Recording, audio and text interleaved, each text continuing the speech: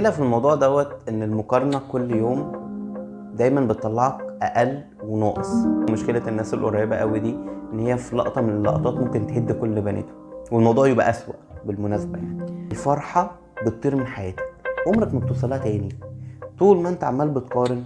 طب ما انا عمري ما حسيت ان انا مبسوط، فانا طول عمري حاسس ان انا مش فرحان، مش بسبب ان انت مش عندك اللي هو عنده، لانك قارنت اصلا من البداية. عمرك بصيت لحد وقلت هو انا ليه مش شبهه؟ ليه مش حياتي شبهه؟ ليه مش جسمي؟ ليه مش في شغله؟ ليه مش في مذاكرته؟ ليه مش في طاقته؟ المشكلة في الموضوع دوت ان المقارنة كل يوم دايما بتطلعك اقل وناقص، فتبدأ تدور جواك، هو انا ناقص ليه؟ هو انا فاشل ليه؟ هو انا ما عملش كفاية؟ مع الموضوع ابسط من كده بكتير، بس جزئية بسيطة ان احنا بنعمل خطوات بدون وعي بتخلينا نوصل لمرحلة ان احنا نقارن، وبالتالي سلامنا يضيع. حلو. اول حاجة، هي ليه اصلا المقارنة بتوجعنا؟ لان اول حاجة انت بتقارن ضعفك بقوة حد تاني. كتبتها كده في مرة، كنت حاسس بضعف نفسي قوي ومتضايق وحاسس بصغر نفس نوعا ما لو هنقولها كده. هو انا ليه مش عندي الموبايل دوت؟ هو انا ليه حياتي مش بالشكل المثالي اللي انا متخيله؟ وقعدت افترض كتير ليه. فبعد ما هديت وطلعت كل المشاعر اللي جوايا، قلت مش حرام عليا اما انا اقعد اقارن النقاط اللي انا مش كويس فيها بنقط قوة حد تاني، مع ان انا عندي نقط قوة برضو. انا شاطر في حاجات تانية مش شرط يبقى هو شاطر فيها، وحتى لو هو شاطر فيها انا ليا حياتي المميزة. فدي اول نقطة.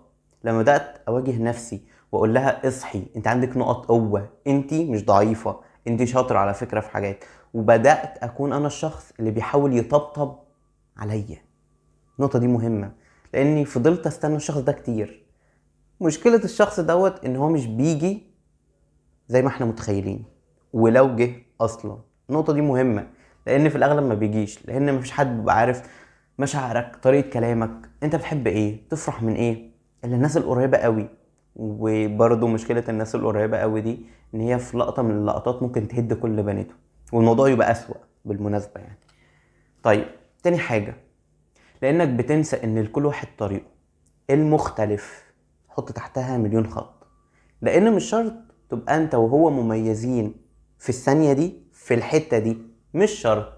ومش شرط بالمناسبة ان احنا الاتنين نكون شاطرين في النقطة دي ومع بعض. كل واحد ليه طريقه وليه مذاكرته وليه الطريقة اللي هو بيفكر فيها في حياته. فهو مش شرط فعلا ان كل واحد يبقى ماشيين بالتوازي اللي احنا متخيلينه. كل واحد عنده طريقه، مذاكرته، ووقته اللي هيوصل فيه. ده المفروض تبقى عارف كده. طيب، ليه كمان حاجة بنكتشف او بندور بمعنى ادق ان في حد كامل؟ فانا عايز ابقى زي الشخص الكامل دوت، اللي شكله حلو، اللي شاطر، اللي بيحب يفكر بالطريقة المعينة دي، فيبدأ يعمل حاجات كتير قوي انا عايز ابقى زيه. على خلاف ذلك انا مبقاش فاكر ولا عارف ان مفيش حد كامل. لو اكتشفت الموضوع دوت ههدى على نفسي، لان ما عادي ابقى مش كويس في الوقت دوت، وعادي فرص تضيع، وعادي ما بقاش حلو قوي زي الشخص دوت في النقطه دي. ما انا عندي طريقي وعندي حياتي، فمش شرط ابقى زيه. ومش شرط ابقى زيه في الوقت دوت، ممكن في اللقطه اللي انا انجح فيها هو يبقى في ديبريشن او اكتئاب او في حاله نفسيه مش احسن حاجه. ما فكرتش ليه في دي؟ انت شفته هو في لقطته الاخيره، انت لسه في البدايه. ما ينفعش تقارن نفسك بحد بيقفل الشيكات وانت جاي تبدا الموضوع اصلا. خلي بالك، لان بتكسرنا قوي. طيب، ايه تمن المقارنة دي في حياتنا؟ اولا كده، ان الفرحة بتطير من حياتك، عمرك ما بتوصلها تاني طول ما انت عمال بتقارن. طب ما انا عمري ما حسيت ان انا مبسوط، فانا طول عمري حاسس ان انا مش فرحان، مش بسبب ان انت مش عندك اللي هو عنده، لانك قارنت اصلا من البداية. لو ما قارنتش فرحتك هتبقى موجودة، فهتتبسط، هتحس ان انا، ما انا عارف اتحرك، عارف ابقى مبسوط، عارف وعارف وعارف. بس بعد ما تقارن قبلها العكس اللي بيحصل. فرحتنا مش بتضيع لما مش بنقارن، فرحتنا بتضيع لما نقارن حد. تمام؟ تاني نقطة، بتخليك دايما حاسس بالنقص، ودي انا حسيتها قوي وكانت سجناني جدا. ان انا حاسس دايما ان انا مش كفاية، ودايما انا مش قادر اوصل للحاجة اللي انا عايزها، ودايما المفروض اقعد ادور عشان ابقى الشخص دوت، لدرجة ان هي تخليك تذاكر حاجات كتير. دي من احد الطرق اللي انا كنت بفكر فيها، ان انت تخليك تذاكر حاجات كتير وطرق معرفة كتير علشان بس تبقى مش ناقص، تحاول تملى الفراغ دوت. وبالمناسبة نتكلم عنها في مواضيع تانية، ولو عايزين نتكلم عنها اكتبوا في الكومنت. المهم، طريقة التفكير دي كانت بتوصلني لمرحلة لا توصف من الاكتئاب، دايما حاسس ان انا ناقص ومش كفاية ومش عارفة ابقى مبسوط سبب المقارنة. هي سلسلة. تالت حاجة، بتخليك تشتغل علشان تسبق الشخص دوت. المشكلة الموضوع دوت لمسني قوي ومأثر فيا، لاني كل الخطوات دي كانت بتحصل معايا يوميا. ان انا دايما عايز ابقى اخلص فيديوهات اسرع، عايز اذاكر، عايز اوصل لنهاية التراك دوت، عايز اشتغل عشان اسبق مين معرفش، بس هو في حد عايز اسبقه. لو كنت قارنت ان انا عايز اسبق نفسي بتاعت امبارح، كان هيبقى المقارنة حلوة ليها هدف، لكن دايما علشان اوصل للفلوس، فالفلوس دي تجيب لي حاجة تانية، وصراع بقى لا يوصف، مش منتهي. الهدف نفسه غلط. الهدف ان انت عايز تسبق حد، طب ما انت عمرك ما هتعرف تظبطها زي ما انت متخيل. ده انت عايز تبقى قد الشخص دوت وتشوف هو فين، فتروح تسبقه، وهو لو اتحرك فانت محتاج تتحرك خطوتين. ايه المعاناة دي؟ ايه المعاناة دي؟ الموضوع ابسط من كده.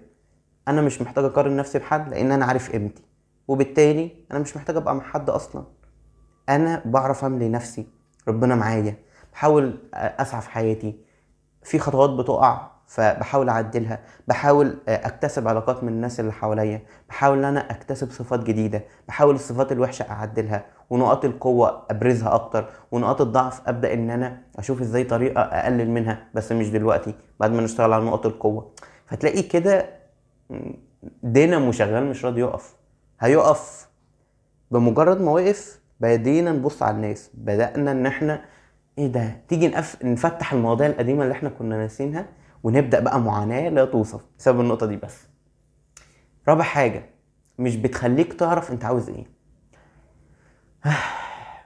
الموضوع ده كبير قوي. كنت بتعرف على الناس، فكل واحد عنده تراك معين بيذاكره، مثلا امبيدد سيستم، حاجات ليها علاقة بالسوفت وير والهاردوير، حاجة تبع الاي اي والارتفيشال انتليجنس، حاجه تبع علاقه بالسكيورتي والمالوير والفيروسات بتشتغل ازاي، وتراكات كتيره قوي. الفكره ان انا مش عارف انا عايز ايه، او انا بحب ايه، او نقط قوتي فين. فاتعرفت على الشخص، ايه ده انت بتذاكر ده، طب ما يلا بينا. ده انا محتاج صداقات، ومحتاج حد يبقى عارف هو عايز ايه، ومحتاج اشوف هو بيعمل ايه عشان اقلده. قمة المعاناة بمجرد ما الشخص ده علاقتك تتقطع بيه، بمجرد ما الموضوع يبدأ من الصفر تاني. وبالمناسبة مش بتوصل عند الصفر بس، ده انت بتدخل في معاناة، لانك بتحس ان انت لا شيء، ومش بتفهم كده غير بعد ما الشخص يمشي، فتكتئب اكتر ما انت كنت مكتئب قبل ما تعرف الشخص. ليه؟ ما انا اللي ربطت نفسي بيه من الاول. كمية حاجات كده، وده اللي في النهايه خلاك انت مش عارف انت مش عارف انت عايز ايه. ولو اكتشفت بالمناسبه، هتختار مين تبقى معاه ومين لا، وهتختار تبقى في المجال ده امتى، وتبقى في المجال دوت عن طريق الناس دي ازاي. انت اللي بتختار، مش التيار هو اللي ماشيك. طيب، ازاي بقى ممكن اتحرر من المقارنه دي؟ اول حاجه، محتاج تركز مع نفسك، وشيل نفسك من حياه الناس. من الاخر، ان انت مش هتعرف توصل المرحله دي الا لو الناس قطعت علاقتها بيك، وهتزعل وهتكتئب. بس حتى لو ده حصل، محتاج نوصل عند مرحله الصفر، ارضيه صفر تماما، محتاجين نبني فيها انا عايز ايه، ومين انا مش عايزه في حياتي. النقطه دي ممكن تبقى فيها خلاف كتير، بس اكيد في ناس بتهدر وقتنا، واكيد مش كل الناس منتجه في حياتنا، ومش كل الناس مؤثره، بل بالعكس في ناس ممكن تبقى مؤثره بالعكس. محتاجين نعرف ازاي نتعامل مع الناس دي، لان اكيد طاقتنا بتروح في حته، ممكن تبقى عن طريق العلاقات، ممكن عن طريق حاجات تانية. ايا كان احنا محتاجين طاقتنا عشان نتحرك. ودي اول نقطه، تركز مع نفسك، مع الصغيره والكبيره والعلاقات والتعاملات والافعال، كل حاجه، لان كل حاجه بتهدر طاقتك. لو قلت طاقتك زادت، فبقى انا معايا مخزون كبير من الطاقه ابدا اتحرك بيها في اي حته. ودي اول نقطه. تاني حاجه، خليك فاكر ان كل واحد ليه وقته من كل حاجه. اتكلمنا عليها، مش عايز اتكلم فيها كتير، بس اللي اقدر اقوله ان ممكن تبقى انت بتحاول ومش عارف توصل، في حد تاني نجح. لو سمحت ما تبصش للي نجح، ده الوقت اللي ربنا محددهوله ان هو ينجح. انت مش محتاج تركز معاه، انت محتاج تبص ايه اللي موقفك وتتحرك لحياتك، مش عشان توصل زي الشخص التاني. الغيه من القصة. طول ما انت ما عندكش حد بتقارن نفسك بيه، لو انت طبعا بتقارن عشان تتطور وكده، لو تعرف تهندل النقطة دي اتس اوكي كمل. بس في الاغلب احنا مش بنعرف نعملها كده، بتسحبنا ناحية نقطة الحقد، وانا ليه مش زيه، طب انا زعلان، وحتى لو مش حقدت انا حاسس بصغر نفس، انا متضايق، انا. ما هي بدأت من النقطة دي. بعد كده محتاج تعرف ان ربنا خلقك لدور محدش هيعمله غيرك. كلمة مؤثرة قوي، ان تخيل ان في حد محتاج مساعدة وربنا بعتك للشخص دوت عشان تساعده. تخيل ربنا خالق الدور انك تساعده دوت علشانك انت، وازاي هيأثر في شخصيتك وفي تعاملك، وازاي ان محدش كان هيعديه من المشكلة دي غيرك. كلمة مؤثرة لانك هتركز في كل نقطة صغيرة في حياتك. لولا الموقف دوت اللي ربنا حطني فيه عشان أأثر في حياة الناس دي، يمكن حياتهم كانت تختلف، ويمكن للأحسن أو للأسوأ. خلينا على النقطة دي. بس إجماليا إحنا لينا دور، محتاجين نعرف إيه هو، ومحتاجين نتحرك ناحية الطريق اللي ربنا رسمه لينا، ودي مهم جدا. رابع نقطة، محتاج تعرف البركة والنعمة اللي في حياتك. محتاج تعرف انت شاطر في ايه الحاجات اللي انا اقدر ابدع فيها، ايه نقط قوتي اللي ممكن بسببها اوصل للاحلام اللي انا عايزها. هتيجي تقول لي انا ما عنديش نقط قوه. مفيش انسان ما عندوش نقط قوه، ومفيش انسان قادر يوصف قوته. احنا بنشوفها من خلال الاخر، وبنشوفها من خلال تعاملات، مواقف، بنظهر شخصيتنا وتظهر تعاملنا. بس محتاج اعرف ايه هي وابدا ادور عليها. يعني كانت في مره عملت الطريقه دي، ممكن تبقى دي تدريب ليكم. كنت فاتح نوتس على الموبايل دايما، ان في الموقف المعين دوت في نقطه مميزه فيا كتبتها، ونقطه سلبيه فيا انا عملتها. فبقى كل يوم انا عمال اطلع ميزه وعيب، ميزه وعيب، ميزه وعيب. طلع ان بنسبه كبيره المميزات اللي عندي تقدر تخليني اعمل حاجات كبيره.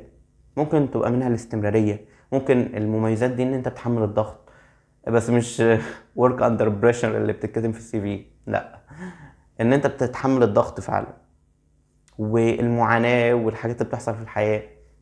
طلع ان تنفع الحاجات دي في مجالات تانية تجيب لي سالري اكبر، او تبدأ تفتح لي فرص اكتر. اكتشفت ان انا مثلا عندي بعرف اتعامل كويس مع الناس، والناس بتشوفك فريندلي وودود وصاحب حلو.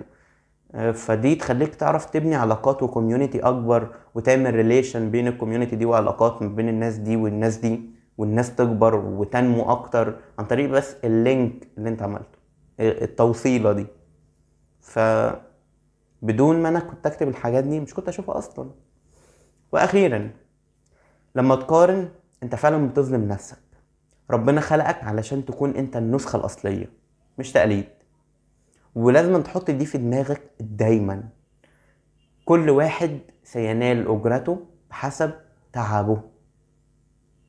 فاجتهد انك توصل، مش تجتهد انك تبص على الناس عشان توصل. بس كده. سلام.